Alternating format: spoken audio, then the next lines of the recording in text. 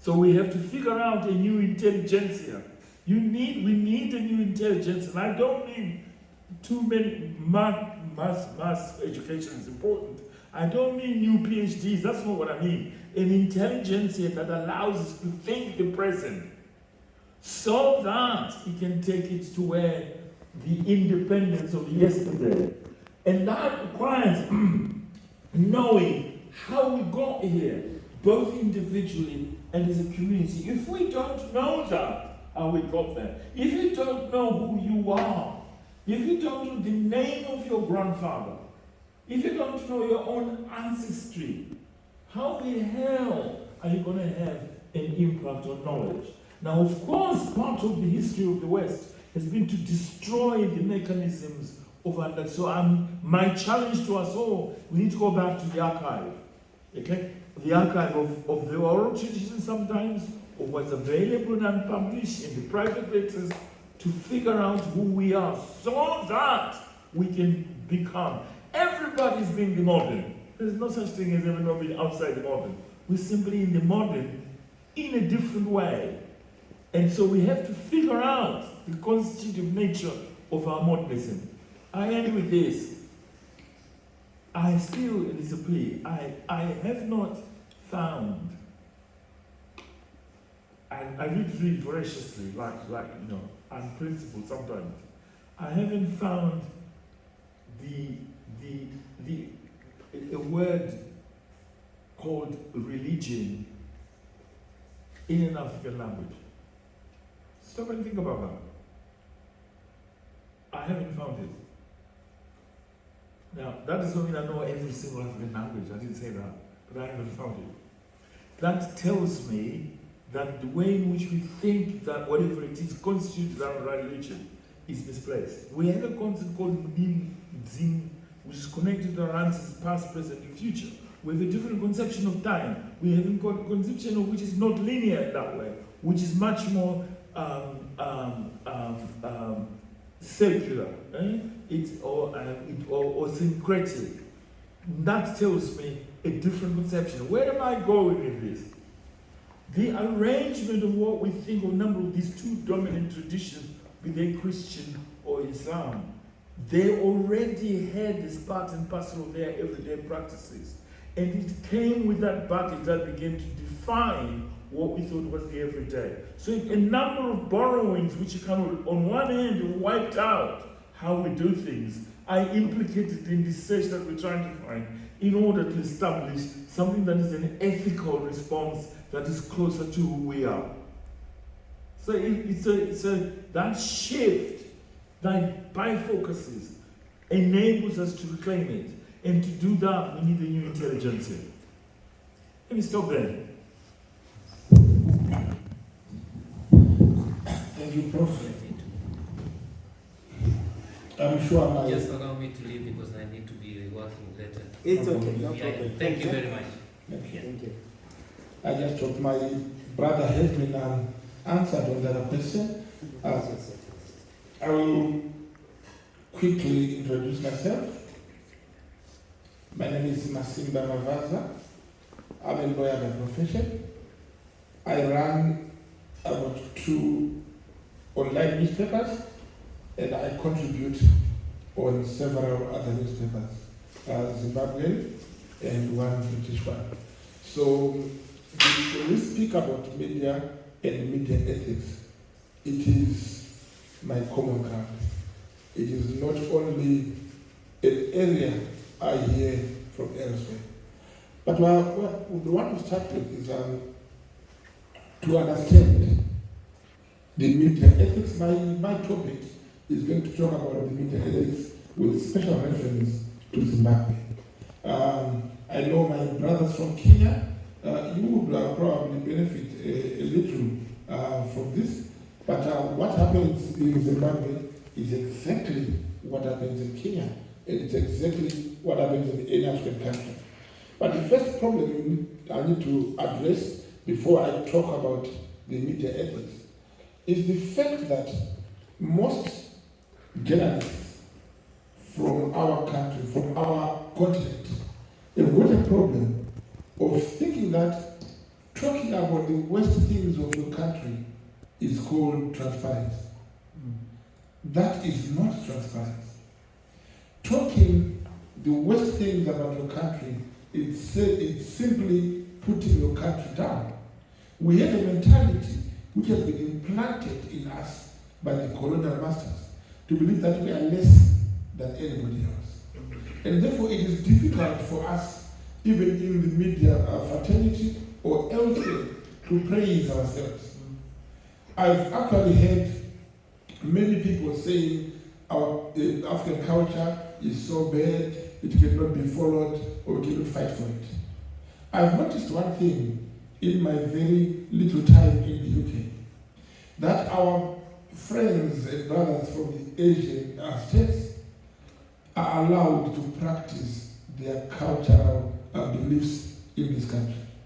Yet us, we're the problem because we've looked down upon our own country. We are supposed to be the ambassadors of ourselves, ambassadors of our country. So if we are in the writing space where we write, argue, and present, we should use that chance to present our country, our culture, our background, and our beliefs. The biggest problem we have is we do not believe in ourselves. And as a result, media ethics is now coined around the colonial master and not around us. Even before colonialism, our parents, our great-great-great-parents were told never to talk bad about their family when they are outside. It's actually a saying in Shona, which I'll translate into English. It says, what covers houses is the roof. Meaning, what happens inside the roof remains inside the roof. But unfortunately, that is described as oppression. And people are told that you are not free, there's no freedom of speech if you are told to leave this. But some few months ago, the government of Israel issued a decree that no journalist will take news about what has happened in Israel when it was fighting Iran. It was not called as freedom of speech, which has been tainted. It was called defense. So it becomes defense when it's done by a different person. And it becomes abuse of freedom of speech when it's done by you. It is the time for us as media people to think twice, or more than twice, about how we present ourselves through the media. Because we've got the opportunities and the right. But however, the media ethics and the culture in Zimbabwe is actually shaped by the country's history and the politics and the culture and the heritage. If we talk about the culture and heritage, the Zimbabwe media policy was actually launched at the beginning of this year by His Excellency the President of Zimbabwe, President Emerson Mnangagwa, and it was actually aiming to promote responsibility to the journalists. It was aiming to promote accountability on the media landscape. It was actually aiming to promote the ethics, to say that if you are a media man, you are not only going to say everything. That's why there's an editor, he edits what you've seen. So in other words, the world is full and fed of the news in the eyes of the journalist and not in the eyes of the truth. But we are not saying the truth has to be hindered, but we are saying we have to mix the truth and the protection of our dignity. Sometimes the truth puts our dignity on the wire and do not protect us as a country. I do not say that media ethics means when people are being killed in your country, you have to keep quiet. No, we talk about it.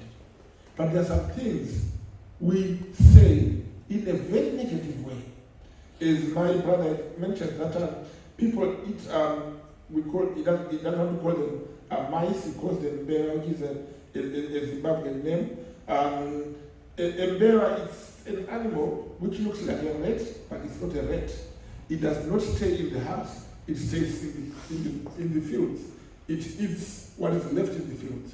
and a mirror is grayish, and a red is darkish, but they almost look the same. So when people eat mirrors, it is our own people who report that we are eating rats, and that's not a rat. And then those who don't understand the nutrients which are found in a mouth, they go ahead and say you are eating it because of poverty. Yet it's a delicacy. It's a pity that my sisters, my colleagues who are here, did not bring the mirror for us to test. Even though I don't eat mirror, but it would have been a very nice thing to see it in its shape and eat it in its shape. But however, it is the reason why people could not accept it. It is how we have sold it out to those who don't understand it. So we want to ask a question there. Yes. Yeah. Two things for me, which I think. Obviously, in the news, if a dog bites me, it's probably good news. But if I bite a dog, it's news. So the novelty of it. But secondly, when people are in news, you guys occupy that space. You know, you are selling a space, or you are selling airwave. That airwave or that space is limited. Do you think that perhaps that also makes people do things differently? Because that person there, and I'm not supporting them, I'm just saying, that person there has to eat. But the only time he eats or she eats is when she sells airwave or when she sells space. Right. I understand your point. Let me quickly answer it before I go to finish what I was to present. When you have an airwave or airspace to sell, or to put something in it, which is selling it effectively, you have made a choice to put negative things against your culture and say because the airspace needed this. If you have an airspace, you can still use that airspace to promote your culture, to promote your food, to promote your people. I'll give you an example. 99% of the movies we have watched from Hollywood, they always have a theme where America is the victor. Even if it's an issue of love, the lover boy becomes an American. If it's the issue of war, the victor is an American. They've sold their country in movies, in news, in everything, in airspace, everywhere. So if we have got the same airspace time, you and me, it's up to you to choose what do I put in what I'm selling. People have to get used to what we sell. That you selling what others are selling so that you can eat. You can still eat more if you sell something different. So in other words, it is us to be blamed if we don't feed that airspace with what promotes us as a human. But I'll come back to that problem, and I think Prof wants to answer for me later. But let me just quickly, I'll be rushing through and welcome Elder Monoro. He was getting lost, so he got here a bit late. So the media ethics, which was introduced by the President of Zimbabwe in the beginning of the year, it actually urges people to put local content, to promote local content. The policy requires 75% of local content in whatever you do. That talks to those who do radio stations. When your music, 75% must be music from your country, and then 25% from others. Because they will never promote music from your country unless your country promotes it. And we have a problem where when we get that opportunity, we try to get music from the first world and we leave our music. As a result, it becomes so difficult to sell the nature of our music. I actually salute the people from Congo. They've sold rumba in the whole of Southern Africa. Rumba has never been a Zimbabwean music. It came from Congo, probably in some part of Tanzania, some part of Kenya. But if you look at it, it's played all over Africa. They sold it very well, regardless of the instability in Congo. So the Zimbabwe government requested in its media ethics to promote the local agenda and to promote whatever we've done. So there is a difference between promoting local content and propaganda. These two things are different. When I tell you that this good water is coming from Harare, not this one, but as an example, I'm not saying it's propaganda, it will be the truth. We have bought waters here which are saying they are taken from Scotland, and you actually drink it twice and you want to go to the shop and say, I want that water from Scotland. Because it has been sold, it's now in our mind and it's now in our taste. So the media ethics would actually teach us to control what we put in. It actually recognizes the dominance of social media. These days, social media has played a greater role in putting up culture and in putting up our own way of life. I'll give an example on Zimbabwe. We have had people in social media, not our mainstream media. They've gone to local courts where the chief sits with his own under a tree and give his judgments, which are cultural based. And we now see them on YouTube. We now see them on our phones wherever we are. We never used to see that. And this is done by social media. So if social media goes out there with a purpose of promoting our own, we'll get used to it. Now my children would once in a while sit down and want to see a chief and say, we want to hear this chief, want to listen to this chief. This chief is more clever than that one. And they're now listening to the cultural courts, which we never used to listen to because we were told they were kangaroo courts. They were given a name.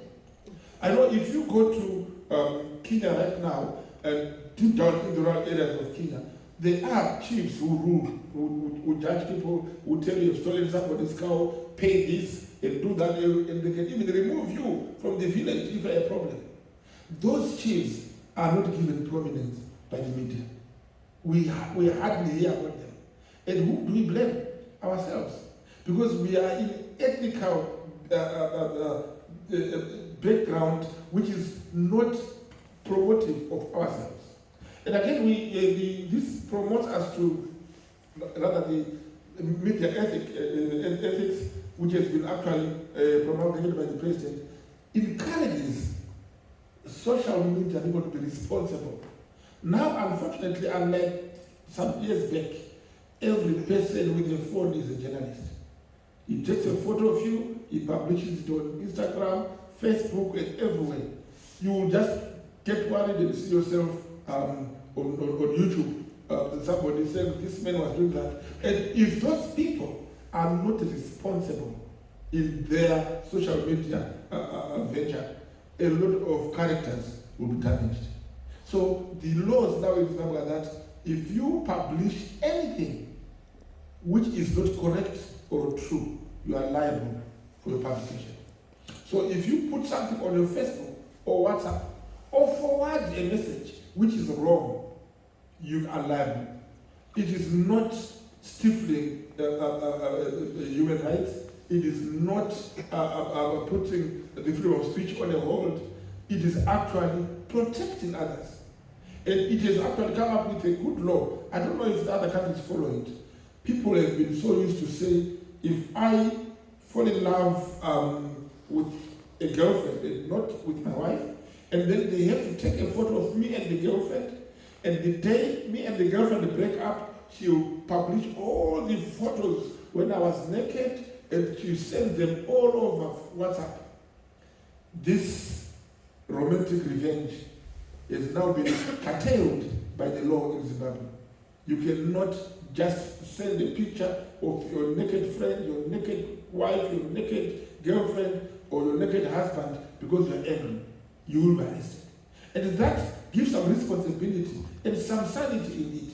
And at the end of the day, in conclusion, the media ethics is actually to teach us not only responsibility, but it teaches us accountability.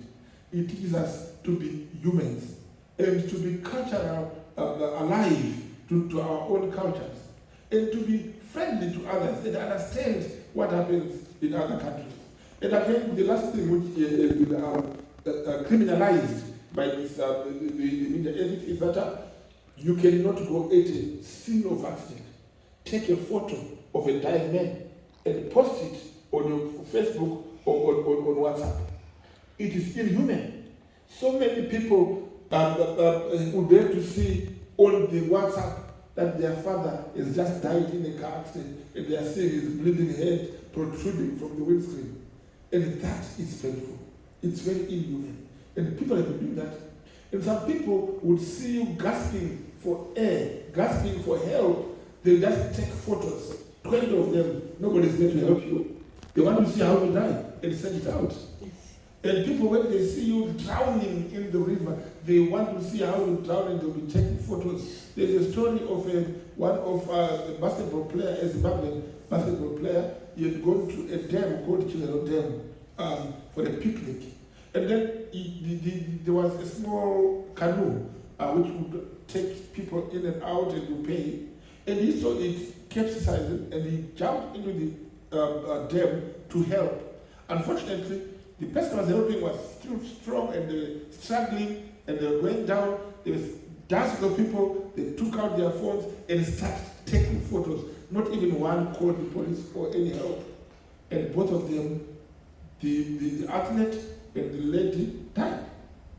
And 12 people had their cameras on. And they all did to say, I was the first to take a photo.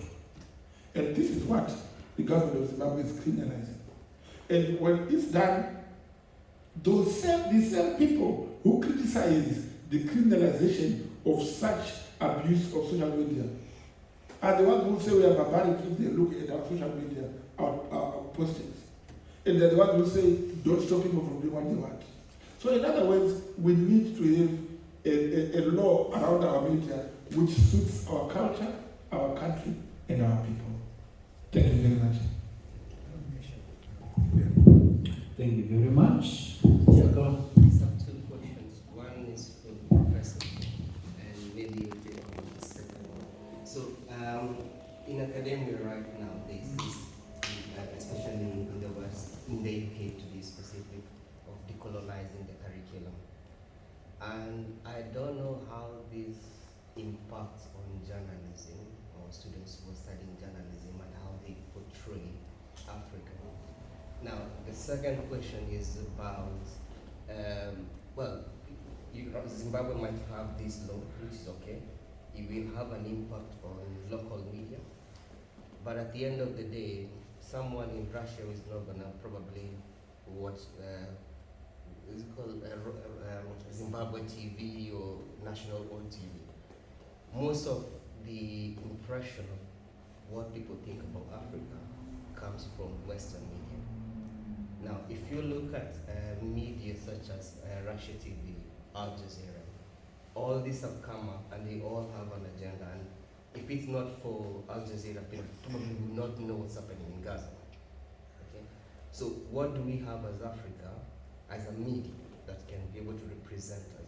Rather than, going to the same BBC trying to sell our agenda, which they will not accept our agenda.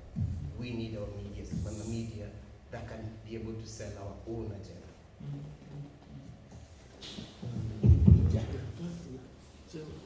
Let me take this one first. I quite like your decolonization of curriculum. You see, the thing is, a lot of Africans grew up